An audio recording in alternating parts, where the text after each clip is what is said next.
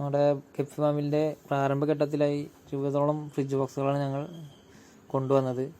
അത് വണ്ടിയിൽ കൊണ്ടുവന്ന് സ്ക്രാപ്പ് കടയിൽ നിന്ന് ഹോൾസെയിലായിട്ടാണ് എടുത്തത്. ഒരു ഫ്രിഡ്ജ് ബോക്സിന് ഏകദേശം 200 രൂപ വരെ ചിലവ് വന്നിരുന്നു. ഇനി ഞങ്ങളുടെ ഒരു വലിയൊരു ടാസ്ക് എന്ന് പറഞ്ഞു കഴിഞ്ഞാൽ ഈ ഫ്രിഡ്ജ് ബോക്സുകൾ ഇവിടെ നിന്ന് നമ്മുടെ ഫാമിലേക്ക് എത്തിക്കുക എന്നതാണ്. നമ്മുടെ ഫാം ഈ പാടത്തിൻ്റെ അപ്പുറത്താണ്. ഏകദേശം ആ കാണുന്ന തെങ്ങും തോപ്പിൻ്റെ ആ ഏരിയയിലായിട്ട് വരുന്നു നമ്മുടെ ഫ്രിഡ്ജ് ബോക്സ്. അപ്പോൾ അങ്ങോട്ട് എത്തിക്കുന്നത് ഒരു വലിയ ടാസ്ക് ആയിരുന്നു. ഫ്രിഡ്ജ് ബോക്സ് എല്ലാം നമ്മളിപ്പോൾ ഫാമിൽ എത്തിച്ചിട്ടുണ്ട്. ഇനിയിപ്പോൾ ഇതിലെ ഫ്രിഡ്ജ് ബോക്സിന് നമ്മൾക്ക് ലീക്ക് ഉണ്ടാവും. ആ ലീക്കും ഹോളൊക്കെ ഉണ്ടാവും. അത് നന്നായി വൃത്തിയാക്കിയതിന് ശേഷം അത് അടയ്ക്കണം. നമ്മളിവിടെ അടയ്ക്കാൻ ഉപയോഗിക്കുന്നത് എംസീലും അതുപോലെ തന്നെ ഫ്ലെക്സ് ഗമ്മുമാണ്.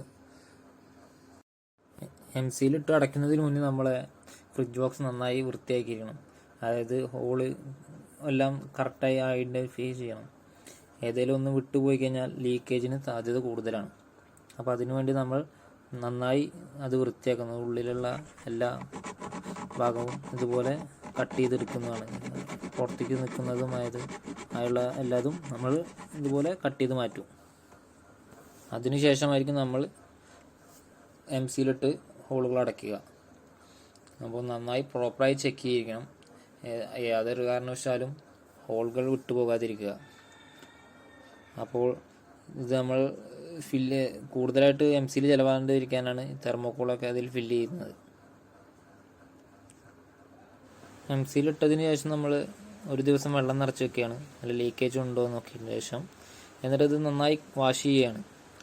അപ്പോൾ നമ്മൾ വാഷ് ചെയ്യുന്നതിന് മുന്നേ നമ്മൾ ഉപയോഗിക്കുന്നത് പൊട്ടാസ്യം പെർമാഗ്നേറ്റ് എന്ന് പറയുന്ന മെഡിക്കൽ ഷോപ്പിലൊക്കെ വാങ്ങാൻ കിട്ടും. 25 റുപ്പീസിന് കിട്ടും. അപ്പോൾ അത് ഇട്ട് കഴിഞ്ഞ് കഴിഞ്ഞാൽ ഇതിൽ ഫംഗൽസോ അങ്ങനെ എന്തെങ്കിലും ഉണ്ടെങ്കിൽ തന്നെ ഇതൊരു 10 മിനിറ്റ് ഇതിൽ ഇട്ട് കഴിഞ്ഞാൽ തന്നെ എന്തെങ്കിലും ഉണ്ടെങ്കിൽ തന്നെ പോയിക്കോളും. അപ്പോൾ നമ്മളിത് എല്ലാ ടാങ്കിലും ഇതുപോലെ പൊട്ടാസ്യം പെർമാഗ്നേറ്റ് കലക്കുകയാണ്.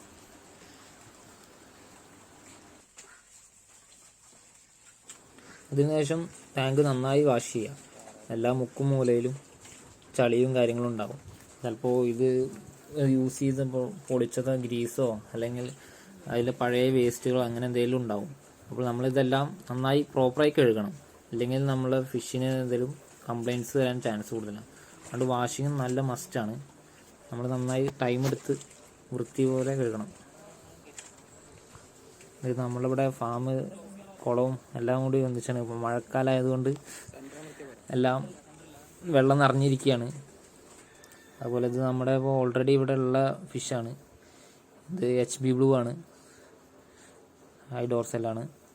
അപ്പോൾ അത് നമ്മളിവിടെ മുൻപൊരു ടാങ്ക് ചെയ്തിട്ടുണ്ട്, അതിലാണ് ഉള്ളത്.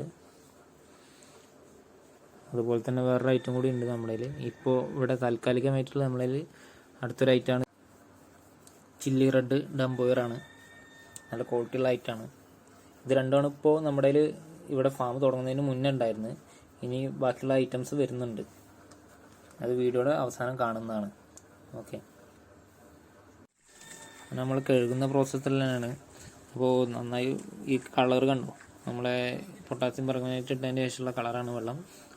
അപ്പോൾ അതിനുശേഷം നന്നായി പ്രോപ്പറായിട്ട് നന്നായി എല്ലാ മുക്കും മൂലയിലും കഴുകുക. അതിന് ശേഷമാണ് നമ്മൾ ഇതിലേക്ക് ഇനി ഉരുക്കൂട്ടി വെക്കണം. നേരെ ഫാം ഒരു വൃത്തിക്കും എനിക്ക് വേണ്ടിയിട്ട് നമ്മളിതൊക്കെ അറേഞ്ച് ചെയ്ത് വെക്കുന്നുണ്ട്. അതിന് ശേഷം നമ്മളിതിൽ മണ്ണ് നിറയ്ക്കുന്നു, അതുപോലെ വെള്ളം നിറച്ചിടുകയും ചെയ്യും. അങ്ങനെ ഗൈസ്, നമ്മളിപ്പോൾ ഫ്രിഡ്ജ് ബോക്സൊക്കെ അടുക്കി വെച്ച് തുടങ്ങിക്കൊണ്ടിരിക്കുകയാണ്. അത് നേരത്തെ കാണിച്ച നമ്മുടെ ടാങ്ക് രണ്ടാണ് കാണുന്നത്. അങ്ങനെ നമ്മൾ ഫ്രിഡ്ജ് ബോക്സ് ഓരോന്നോരോന്നായി സെറ്റ് ചെയ്തിട്ടുണ്ട്. തൽക്കാലം ഇപ്പോൾ ഒരു 10 ഫ്രിഡ്ജ് ബോക്സാണ് നമ്മളിപ്പോൾ ചെയ്യുന്നത്. അപ്പോൾ അതിലേക്ക് മണ്ണ് കൊടുന്നിടുന്ന പ്രോസസ്സാണ്. മണ്ണിടുന്നത് എന്താണെന്ന് വെച്ച് കഴിഞ്ഞാൽ നമ്മളെ ഇപ്പോൾ ഫിഷിൻ്റെ വേസ്റ്റും കാര്യങ്ങളൊക്കെ ഇതിൽ തന്നെ അലിഞ്ഞു പോയിക്കോളും. അമോണിയ അങ്ങനെയുള്ള കണ്ടൻറ്റ് കുറയാനുള്ള ചാൻസ് കൂടുതലാണ്. അപ്പോൾ നമ്മളിത് എല്ലാ ഫ്രിഡ്ജ് ബോക്സിലും ഇതുപോലെ മണ്ണ് ഇടുന്നു. എന്നിട്ട് നന്നായി അത് എല്ലാ 4 ഭാഗത്തേക്ക് എത്തുന്ന പോലെ ആക്കി ഇടുന്നു. അതിലിപ്പോൾ ചിലപ്പോൾ വേസ്റ്റും കാര്യങ്ങളൊക്കെ ഉണ്ടാവും, അതൊക്കെ എടുത്ത് കളയുക. നമ്മൾ സാധാ മണ്ണാണ് ഉപയോഗിക്കുന്നത്. അപ്പോൾ എല്ലാ ഫ്രിഡ്ജ് ബോക്സിലും ഇതുപോലെ ഇടുന്നുണ്ട്. ഇത് ഒന്നാമത് നമുക്ക് ഫിഷിന് ഇപ്പം നമുക്ക് ഫുഡ് കാര്യങ്ങളും അധികമാവുകയോ അങ്ങനെ എന്തെങ്കിലും ഉണ്ടെങ്കിൽ തന്നെ ഇതിൽ ലയിച്ച് പോയിക്കോളും. അങ്ങനെ നമ്മളെല്ലാ ഫ്രിഡ്ജ് ബോക്സിലും ഇതുപോലെ മണ്ണ് നിറച്ചിട്ടുണ്ട്. ഇനി അടുത്തത് എന്ന് പറഞ്ഞു കഴിഞ്ഞാൽ നമ്മളിതിലെല്ലാം വെള്ളം അടിച്ചേക്കുക. നമ്മൾ മോട്ടർ ഉപയോഗിച്ച് ഇതിലെല്ലാം വെള്ളം നിറച്ചേക്കുകയാണ്. വെള്ളം നിറയ്ക്കുമ്പോൾ സൂക്ഷിക്കേണ്ട കാര്യങ്ങൾ ഓവറായിട്ട് നിറക്കാണ്ട് ഒരു പകുതി മുക്കാൽ ഭാഗം വെള്ളം മാത്രം നിറയ്ക്കുക. അതിന് ശേഷം ചിലപ്പോൾ വെള്ളം അടിക്കുമ്പോൾ ഒരു സൈഡിൽ മണ്ണ് മൊത്തം ഇങ്ങോട്ട് വരാനുള്ള ചാൻസ് ഉണ്ട്. അത് നമ്മൾ അങ്ങോട്ട് കറക്റ്റായിട്ട് ലെവൽ ചെയ്ത് എടുക്കുക. നമ്മൾ എപ്പോഴും നല്ല വെള്ളം ഉപയോഗിക്കുക. അധികം കിണറിൽ നിന്ന് ഡയറക്റ്റായിട്ടുള്ള വെള്ളമോ ഉപയോഗിക്കുക. നമ്മൾ പൈപ്പ് ലൈനിൽ നിന്ന് വരുന്ന വെള്ളം മാക്സിമം ഒഴിവാക്കുക. നമ്മളിവിടെ ഫാമിൽ നിന്നാണ് കുളമുണ്ട്, കുളത്തിൽ നിന്നുള്ള ഡയറക്റ്റ് വെള്ളമാണ്. അപ്പോൾ ഇത് വെള്ളം അടിച്ചു തരുന്ന പ്രോസസ്സാണ്. അതുപോലെ വെള്ളം നിറച്ച് കഴിഞ്ഞാൽ ഇതിൽ വേസ്റ്റ് അടിഞ്ഞ് ഉണ്ടാവും. മണ്ണിൻ്റെ വേരോ അങ്ങനെയുള്ള സാധനങ്ങൾ ഇതിൽ കടക്കാനുള്ള ചാൻസ് കൂടുതലാണ്. അപ്പോൾ നമ്മളത് എന്തെങ്കിലും അരിപ്പയോ എന്തെങ്കിലും ഉപയോഗിച്ച് അതിൽ നിന്ന് നീക്കം ചെയ്യുക. വേസ്റ്റ് മാറ്റിയതിന് ശേഷം നമ്മൾ ഈ വെള്ളം 2 ദിവസത്തിനേക്ക് തെളിയാൻ വേണ്ടി വെക്കുകയാണ്. അങ്ങനെ 2 ദിവസത്തിന് ശേഷം നമ്മൾ വെള്ളം നോക്കുമ്പോൾ വെള്ളം തെളിഞ്ഞിട്ടുണ്ട് മുന്നത്തെക്കാട്ടിലും. അപ്പോൾ ഇനി നമുക്ക് ഇതിൽ മീനെ ഇടാനുള്ള സമയമായി. അതിന് മുന്നേ നമുക്ക് വേണമെന്നുണ്ടെങ്കിൽ pH കാര്യങ്ങളും ടെസ്റ്റ് ചെയ്യാം. ഞാനിത് മുന്നേ ടെസ്റ്റ് ചെയ്തതാണ്. ഇവിടെ pH ഓക്കെയാണ്. അതുകൊണ്ട് നിങ്ങൾക്ക് വേണമെന്നുണ്ടെങ്കിൽ pH ഒന്ന് ടെസ്റ്റ് ചെയ്തിട്ട് ശേഷം നമുക്ക് മീനിനെ വിടാം. അങ്ങനെ നമ്മൾ ആദ്യമായിട്ട് മീനിടുകയാണ്. ഫുൾ ഗോൾഡാണ് ഇടുന്നത്. അപ്പോൾ വെള്ളം ഓക്കെ എന്നുള്ളതിന് ശേഷമാണ് നമ്മൾ ഇതിലേക്ക് മീനിടുന്നത്. അതുപോലെ നമുക്ക് ഫ്രിഡ്ജ് ബോക്സിൽ ചണ്ടി, അതുപോലെ ഫോക്സ് ടൈല്, കുളവാഴ അങ്ങനെ എന്ത് വേണമെങ്കിലും നമുക്ക് ഒരു പ്ലാന്റേഷൻ വേണമെങ്കിൽ ഇതിൽ ചെയ്യാം. ഇത് നമ്മളൊരു മറ്റൊരു ഐറ്റമാണ് വൈൽഡ് ടൈഗർ. അപ്പോൾ അതിനെ ഞാൻ കൈ ജസ്റ്റ് ഒന്ന് എടുത്ത് കാണിച്ചെന്നുള്ളൂ. അതുപോലെ നമ്മളിൽ ഇപ്പോൾ 10-20 വെറൈറ്റികളുണ്ട്. മൊത്തമായിട്ടുള്ള വീഡിയോ ഞാൻ എടുത്തിട്ടില്ല. അത് പിന്നീട് ഒരു വീഡിയോയിൽ നമ്മൾ കാണിക്കുന്നതായിരിക്കും. അപ്പോൾ എല്ലാ ഫ്രണ്ട്സിനും ഈ വീഡിയോ ഇഷ്ടപ്പെട്ടെന്ന് വിചാരിക്കുന്നു. ഇഷ്ടപ്പെട്ടാൽ ഈ ചാനലൊന്ന് സബ്സ്ക്രൈബ് ചെയ്യുക, ഷെയർ ചെയ്യുക. അതുപോലെ തൊട്ടടുത്ത് കാണുന്ന ബെല്ലൈക്കണൊന്ന് കുത്തിപ്പൊട്ടിക്കുക. Thank you all.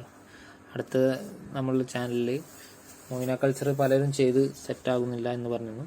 അപ്പോൾ അതിനുള്ള നല്ലൊരു റെമഡിയുമായി ഞാൻ വീണ്ടും കാണാമെന്ന പ്രതീക്ഷയോടെ MK.